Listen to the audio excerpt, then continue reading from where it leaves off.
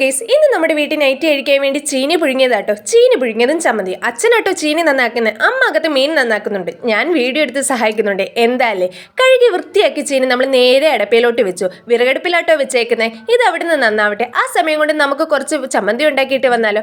കുറച്ച് കൊച്ചുള്ളി, എത്രത്തോളം കൊച്ചുള്ളി ഇട്ട് അത്രത്തോളം ടേസ്റ്റ് കൂടുമെന്ന് അമ്മ പറഞ്ഞേക്കുന്നത്. 3 പച്ചമുളക്, പിന്നെ ഉപ്പ്. പുളിയിട്ട വീഡിയോ ഞാൻ എടുക്കാൻ വിട്ടുപോയതാട്ടോ. അതിട്ട് നന്നായി ചതച്ചു. ചതഞ്ഞു വരാൻ നല്ല പാടാട്ടോ. നല്ല എഫോർട്ട് ഇട്ട് ഞാൻ ചതച്ചു. അമ്മയോടുള്ള വാശിക്ക് വേണ്ടിയിട്ട് ഞാൻ നന്നായിട്ട് ചതക്കുന്നത്. അമ്മ പറഞ്ഞു നിന്നെ കൊണ്ട് ഇത് പറ്റത്തില്ല. ഇവിടെ ഒരു സ്പൂണും ഒക്കെ ഇട്ട് നമ്മൾ നന്നായിട്ട് ചതച്ചെടുത്തു.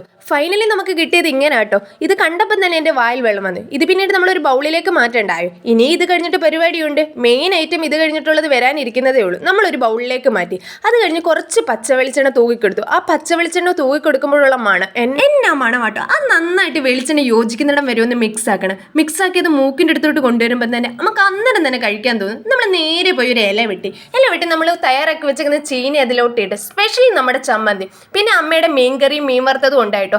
അതെല്ലാം കൂടെ കൂട്ടി നമുക്കൊന്ന് പിടിച്ചാലോ.